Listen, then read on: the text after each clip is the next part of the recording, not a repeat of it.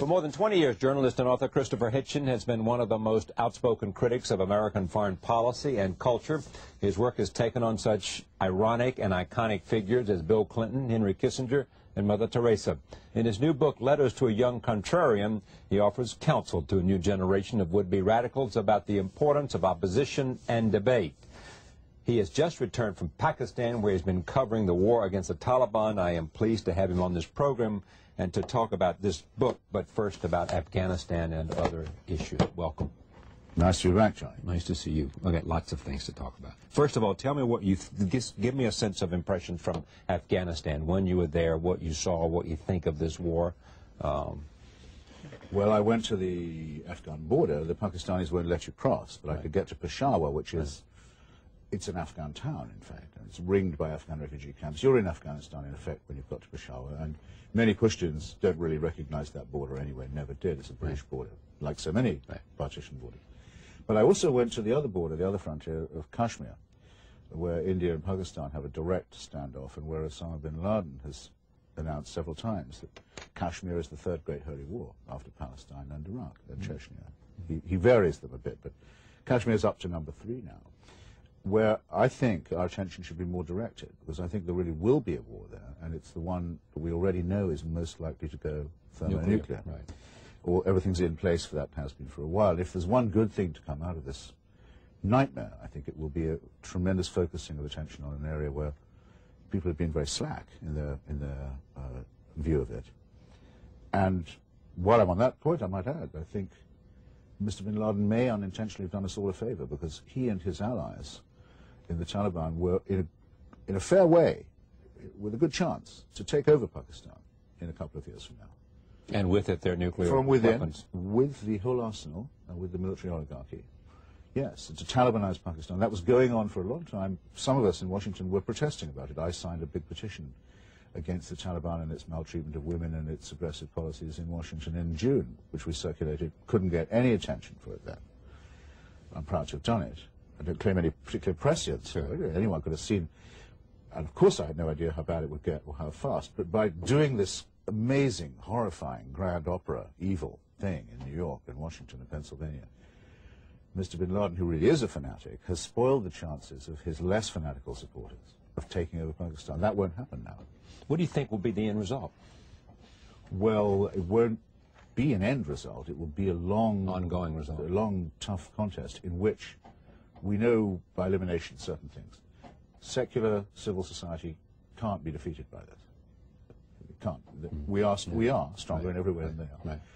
And defeat is unacceptable, period. Defeat is not thinkable either, but it's also not feasible. Right. We're stronger in every sense of that term. Our territory can't be occupied by these people or conquered, nor can our core values be challenged by them. And we shouldn't call these our values, because they're values that occur in all societies, but the Muslims of the world will look at bin Laden. He says, come to my cave. Even if they wanted to go, they can't. And they'll start to think, wait a minute, when did he proclaim himself God's anointed? How exactly did this come about? As long as there's a certain amount of fortitude. Yeah, I know. I just saw Amr Musa yesterday said, who was a guest on the show recently, said, you know, Mr. bin Laden doesn't speak for Arabs or Muslims. No, I was impressed to see that, and there'll be more people saying so, and more annoyance at exactly how did this guy choose himself. Look at his deputy, the video, Mr. Gaith. Right. The video, he tells Muslims living in Europe and America, don't live in high-rise buildings, don't take planes. What are they supposed to think? How dare he talk to them like that? Yeah. I would like to make a propaganda film of Muslims in England and Germany and America taking planes happily and living in high-rise buildings and saying, excuse me, you can't tell me not to do that. And who are you anyway? So what I'm very against is the people who've been saying, oh, no, we should feel guilt at what we've done to the Muslim world. We brought this on ourselves. This is chickens coming home to roost. You kindly said I've made a lot of criticisms of American foreign policy. I'd hope to be in the top 10 of such critics. I'm glad, if I was found in the top 10, I hope I came by it honestly, but this is quite different. Yeah. Very different. And in my book, which you kindly also mentioned, I say that the great struggle is between secular society, which we base ourselves on doubt, skepticism, free inquiry, separation of church and state, emancipation of women, believing there's no such thing as any concept of race. We're all human. So between secular society and that civilization begins where that starts. Right. You see, what you have to leave behind is blind faith, tribalism, clan and desert culture. And that's, every society's had to go through that evolution, one form or another. Okay, let me come back to my question, and we'll spread it out larger. One, happened to bin Laden in your judgment? I mean, does he get out of Afghanistan? Is it irrelevant? How do we treat all the sort of obvious thoughts that come into that? Number one, yes, I don't know him, there are thousands of others. Charlie, listen, you can ask me, but I don't. You know, I know no more about that than anyone else, really. I mean, I have a view. I think he could die at any minute, and we wouldn't know we killed him. Right. And then, thus, it could become a mysterious disappearance. Right. But that might lead people to think he'd been assumed into heaven. Who knows? Mm. He could be captured, which I would prefer, and taken to The Hague, which I would prefer. And I also wish the United States government had long ago signed the War Crimes and Crimes Against Humanity Treaty, and would have a place already to take him. Now, if they do it now, it'll look like retrospective justice. That's a pity. Yeah. But the ideal would be to make him answer in public and make him look at videos of what he's done and what he's said, and have the best lawyer we can find for him, and go through it in that way. I'm afraid that you can't do that with all members of his network all the time, because some people are engaged in trying to do horrific death squad things that would have to be, I'm afraid, found and put down. But I think there should be a grand confrontation where he would not be judged by the sort of court that he prefers, which would put someone to death by stoning the same day as the evidence was held. Of course, right. Or beheading. Or worse, actually. Or worse, yeah. In Afghanistan, worse. And for women, unbelievably. What's worse in Afghanistan? Well, my friend Ahmed Rashid, whose brilliant book on the Taliban, who frequently reports on this program, comrade of mine, who I saw in Islamabad. He has a passage in his book. It's very good. He says the Taliban have spent ages deciding how should you execute a homosexual. Should it be by burying him in a pile of rocks and then driving a tank over the rocks? Should it be by collapsing a wall on top of him? Because the Quran doesn't actually have specific punishments for sodomy. But the Taliban, which is a very sexually twisted organization, has spent ages trying to think of the most elaborate punishments for it. It's sick. It's interesting. It's worth noticing. Sexual repression is at the bottom of some of this, I think. I've seen lots of speculation very about bad, that. Very bad to be gay in Afghanistan, let's say. But to be a woman, a member of the Rawa group, say, with which I'm proud to be friendly, to be caught now trying to do anything political under your burqa, I mean, I don't want to think what would happen to a woman captured. In terms of the execution. No, and I think it's a great disgrace, by the way, the United States government doesn't invite and insist that these women are invited and their groups are invited to these supposed broad-based government meetings, which seem to be dominated by old men in turbans who represent feudal, clan, or royalist groups. Hawk was hanged. We hope. I mean, but hanging can be a very slow process in Afghanistan. What the Taliban used to do was tie you to the muzzle of a tank by a rope and then slowly raise the muzzle. That's not exactly hanging. That's more like being suffocated or strangled, or it's torture. It's a barbaric death using a sort of modern technology.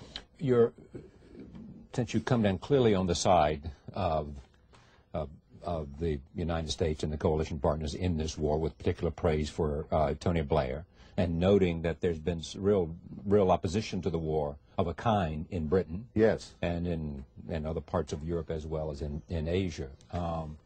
Why is it you think some of your friends are engaged in this sort of literary debate with you about your support of the war? Well, I really think it is because some people can't see a new situation when it hits them. Frankly, think that if I read, as I did, the work of, say, Professor Chomsky, whose work in the past I've much admired, what he was basically saying is, oh, well, this is nothing new. It reminds me of another atrocity that the United States once committed in another country. Sudan. Yeah, in Sudan. Right. I thought, that's extraordinary. I thought the comparison was wrong morally.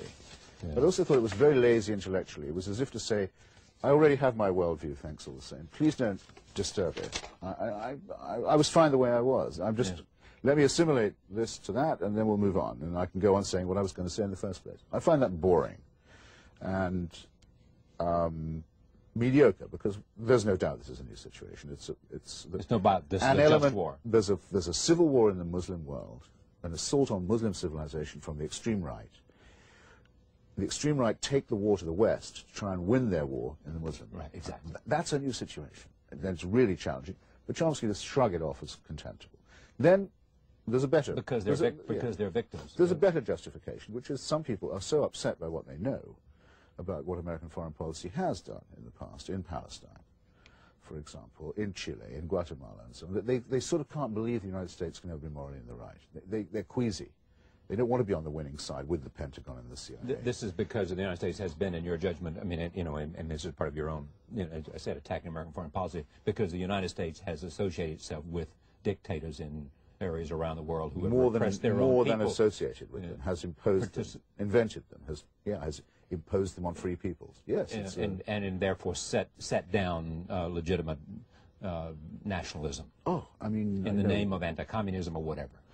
Yeah, I mean, you could fill in anything under that heading that one might expect, and I would probably have phrased it more strongly. Yes, definitely, but that's this is an attack on American civilization, on civil society, on civilization. Period. Yes, on civilization. Because I mean, there were some 80 nations represented in those. But since you mentioned American foreign policy, this is an attack on the bits of American civilization that are worth defending, that have taken a long time to evolve, that can't be abandoned. Free inquiry, separation of church and state, multi-ethnicity, all these things. It's a very deliberate assault of that kind. So you can't temporize about it. And that's why I liked what Blair did, particularly because, you know, quite a lot of my fellow Englishmen were killed in that explosion. I'm not quite sure what the numbers now are, but it was a lot. Blair didn't appeal. Yeah, Blair didn't appeal to that at all when he spoke at the Labour Party conference. He didn't say, by the way, a lot of Brits were killed too, so we should be interested. He didn't make any sectarian appeal. He didn't ask for it in national form. No, he just simply said, he didn't say this is our solidarity. It's solidarity. Yeah, very he did not say this was a international solidarity, and both those words still mean quite a lot to me. I'm not a member of the faction of the Labour Party that particularly admires Tony Blair, but on this, I thought he was dead right. I see two arguments out there against the war. One is the argument that it's not an argument, it's basically the position you've already alluded to, which is the notion that somehow America had asked for it by its conduct. That's one, which is obviously reprehensible. And the other is that America is not being judicious in its application of force. Those are the two. Are there more? No, those are the two. The second has some force, because if we're going to say this is a fight for civilization, then to say, by the way, we'll fight it with mercenaries only. Northern Alliance United Front. Say, or with flying machines that can't be seen or heard from the ground, which, as everyone knows who's studied B-52 pattern bombing, can lead to a lack of discrimination in what happens on that ground. Sure. There's something contemptible about that. Okay, but why is that? Let me just explore that, because I think it's an interesting point. What is it? I mean, if you're fighting a war of which the stakes are as serious as they are, let's assume, you said earlier, in 2 years, perhaps, bin Laden's and allies might have overrun Pakistan and gained control of the nuclear arsenal, right? They were on their way. They have at least 9 to 10 nuclear weapons now, they say. Or it is said. All right. Why isn't everything necessary, almost, to defeat them appropriate and necessary? Oh, I don't quarrel with it pragmatically. I mean, and if it's B-52, so be it. I don't, but the B-52s are not hitting that kind of position. But if they were, so then is the question of efficiency or not? I would have to say. Is that all it is, efficiency? I'd have to say largely. Look, yes. I mean, then maybe we let the military judge the efficiency of it. The same is true of a cluster bomb. There's something unpleasant about a cluster bomb because of the way it functions. It is by design indiscriminate. One would hope that in a war for civilization you wouldn't have to rely on an indiscriminate weapon, because the means are the ends. After all, as one points out firmly to the masochists and the pacifists at the moment, in the case of September 11, civilian casualties are the means as well as the end. The weapon is a plane full of civilians.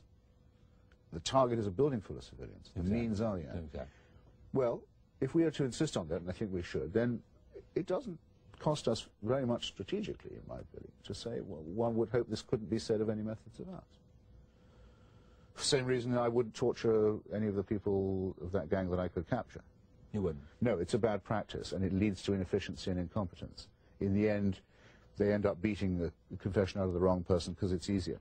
There are more ways that are more skillful ways to do it. You want to have exquisite knowledge of what they know, so you're not going to get this by by using cruelty and force, no. So I don't, there's no need for what one might call our cause or the cause to be disfigured by that kind of thing. And what do you say to the fact that since history began, there have been, I hate this word, collateral damage. There have been non-combatants killed. But that's true whatever weapons you use. Sure. So, and since I'm not a pacifist, I think only a pacifist can make that objection. Say, you know, under no circumstances will you take another person's life or be responsible. No. That, I think, is an immoral position because it leaves other people to make the choices about who's going to die. You just exempt yourself.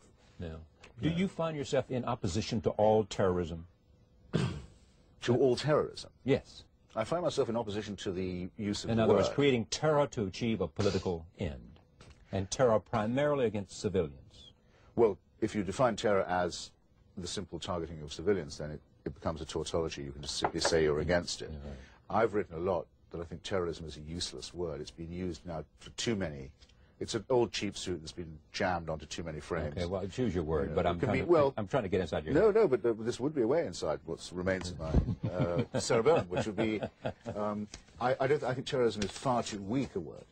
It's too weak a condemnation of Al-Qaeda. Al-Qaeda is a fascist organization that wants to bring dictatorship and theocracy by means of the blackmail of civilian casualties. Here comes to terrorism is a very weak word for that. Furthermore, it's a shady word because some regimes that we have not been proud of our friendship with have used it to describe any armed resistance by groups of civilians who are themselves being terrorized. So we need a new and proper term for each. I think it's quite right to describe this as theocratic fascism, let's say. In doing that, you understand much better what you're fighting against. Okay, but how do you define fascism? And, by the way, I should say I'm impressed that the two regimes that have tried to take a free ride on this from the United States policy, the Sharon regime in Israel, said, what's this? It's the same as Arafat, you know, as if that's all it was. And the Hindu nationalists in India. You think the Palestinian Authority is a democracy? It's not like Al-Qaeda. But is it a democracy? No, it's not. No one would say that for it. But it's not Al-Qaeda, and it was fatuous of Sharon to try that. The other people who had tried to hitchhike were the Hindu nationalist regime in India who said, what Bin Laden, it's true Bin Laden is involved in Kashmir, and I told you why I think it's a terrible thing that he is. But nobody finds Indian policy in Kashmir very palatable. This is why you also... So it's important to make distinctions. Yeah. And to point out your own writings with respect to wars in the past, the Falklands War, the same reason. You thought that, it was a question of fascism. I thought General Galtieri had no right to be invading the Falkland Islands. No, and that if the British had not opposed that, there would have been a disgrace. Yeah, I did think so. What is it Some Argentine Mussolini, it was appalling that he'd been allowed to stay in power as long as he had, anyway. Yeah. I'm old school in that way. Okay, but then where do you come down with respect to, forget Sharon for a minute, Israel? My own view? Yeah. I'm one of those who, since I've written this book for the young, right? It's a terrible thing when you're writing for the young. It's mainly written to real students of mine. I don't address them by name. But I realize you can't lie to letters to a young poet. You can try and fool yourself, but you can't try and fool the young. Okay. I better give you the straight answer. I think Zionism, the idea of building a state of Jewish farmers on Arab land in the Middle East, is a stupid idea to begin with. I've always thought so. My mother wanted to go and be a Zionist immigrant at one point. I tried to talk her out of it. It's been a thing in my family. I think it's a bad idea. I think it's a messianic idea. I think it's a superstitious idea. And I think so the idea of Israel's right to exist is... Well, now that it's there... has no play with you. Many states are founded on injustices or foolishness and bad ideas. And boundaries are drawn by all kinds of political... Yeah, it doesn't mean that anyone can just come and evict or destroy them. And I'm not saying that. But I think I'd have to say, so as not to seem shady, I've always thought it's a silly, messianic, superstitious nationalist idea, and it's a waste of Judaism. And it guaranteed a quarrel with the Arabs because it meant we're going to take away from you what's most precious, your land, by trying to make Jews into peasants. Already a silly idea. That's not the way to rescue Central European Jewry. You make them into farmers in Palestine. Guaranteed an injustice to the Arabs, which now anyone can see, and is now entering its third, fourth generation. Fourth generation of Palestinians brought up either in exile or dispossession or under occupation and humiliation. And now we know that something has to be done to address what is part of the original let's not call it original sin, original misconception of the thing. So I've been writing in favour of Palestinian homeland all my life, and I'm no more, no less in favour of it than I was because of recent events. And now the Bush administration is in favour. It's a matter of principle. And now the Bush administration is in favour of it. Well, yes, they were edging towards it. It's a pity about the timing, because they were edging towards it before. I don't want it to look as if they did it as a concession. But it should be a matter of principle. If Jews born in Brooklyn have a right to a state in Palestine, then Palestinians born in Jerusalem have a right to a state in Palestine. Anyone who doesn't agree with that principle, I think, is suspect. I think most people do. They do, but but why in that case do we have the one and not the other? After all, it's America that pays for all this and arms the Israelis and is very much involved in it. If it's a matter of principle, then we should have witnessed to it a bit more forcibly than we did. Right. Let me turn to this book, Letter to a Young Contrarian. You decided to write this because of what? And I'm interested, secondly, in how you see Christopher Hitchens today. I mean, has this role and life that you have chosen turned out the way you would have wanted it to do? Has it, in terms of choices you have made? Well, on the first point, actually, the book wasn't, for once, it wasn't my idea. A very, very brilliant editor and publisher asked me if I would write in the series of emulations of Rainer Maria Rilke and his Letters to a Young Poet, which a lot of people read when they were young, and I had... Letters to a Young Poet, was it? Letters to a Young Poet. And then there's to be a series, of which this is one of the first. And I thought I'd love to do it, and then I thought, actually, in a way, I already have begun it, because I teach downtown at the New School, I lecture a bit around the place, I have a column here and there. People have already asked me and written to me, students or readers, younger people, well, how do you make a living being in opposition, which is what I seem to do? Yeah. And is it a positive thing that you think you're doing, or is it just negative? Is it just being on the contrary? Right. Or does it have a positive? So I said, okay, I have half written this. So it was a great pleasure to do it properly, or, well, what I think is properly. And to say, well, it's not for everybody. Not everyone wants to always be an awkward cuss, or out of step, or against the stream. But if you do feel that the consensus doesn't speak for you, if there's something about you that makes you feel that it would be worth being unpopular or marginal, for the chance to lead your own life and have a life instead of a career or a job, then I can promise you it is worthwhile. Yeah, it is. And so you chose a life. Yeah, I did. It may sound. I will realize it sounds perhaps a little pompous or a little self-regarding, but I did. From when I was very small, I knew first that I wanted to write. And not so much I wanted to, I had to. Didn't want to do, couldn't do anything else. And second, that this was partly to correct the impression that the majority was right, because I kept finding that I thought it was wrong. And specifically government. Government, my family, I mean, all kinds of things. The people I was at school with. All authoritarian figures? Kind of thing, yeah. It began in that kind of callow way, but as I've got older, I must say I've not become any more conservative in that respect. I mean, I'll give you a practical example, it might make you laugh. I mean, if you get older, people you were at school with suddenly turn up as government ministers. You know, in Washington, this happened to me. I think, come on, it's like being Harry Potter. Yeah. You know, do you know who this guy? I remember this guy. Whereas I think for many people, it's reassuring. I've seen him or her in a condition that would be embarrassing. Yeah, and remember, I was at Oxford with Clinton and Stowe Talbot and Robert Reich, all these people. I could tell you about worse, but I think for some people it's reassuring. They think, hey, one of my gang is now Secretary of the Treasury. Fine, great. No, I don't. The way I can prove I haven't assimilated is that. Yeah, but I find that coming out of it. Yeah. Well, but when you think of coming out of Oxford, or Harvard, or University of Michigan, or University of California, or great universities, wherever they may be, you know, or great state universities, wherever they may be, there are going to be, by sheer fact that they attract talented people that will inevitably end up, even though you've seen the warts and all, inevitably end up in power. Oh yes, but it tends to be either rich or powerful or even honored for their creative pursuits. Could be, but I still notice how many of the dross seem to make it through because they're ambitious and cynical enough. But I mean, I don't But know ambition what and ambition is cynical, and cynicism are not felonies yet. But here's, I mean, another example. What I mean is, if you listen to the way people talk on chat shows when they call in, for example, or if you go to public debates at colleges, people who get up to speak, they'll tend you'll notice it all the time if you start to look. They'll say, well, as Jennifer was just saying, and I agree with her, or as George was reminding us, they don't dare speak as if their opinion mattered more than anybody else's, as if they might be right and everyone else wrong.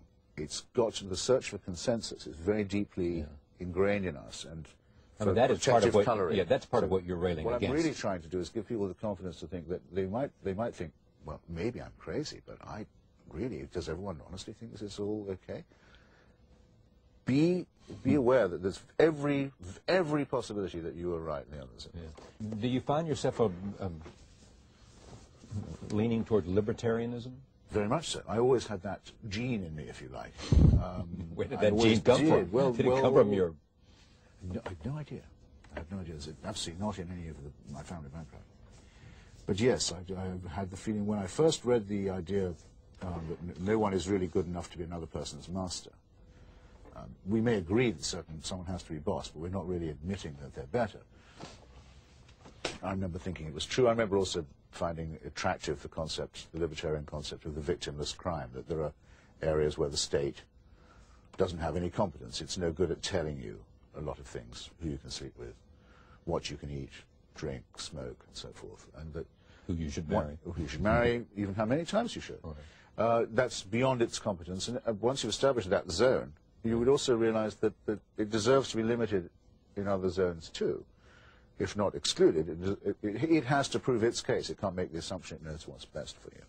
Christopher Hitchens, The Art of Mentoring. The book is called Letters to a Young Contrarian. Thank you for coming. Charlie, thanks for having me. Great to have you.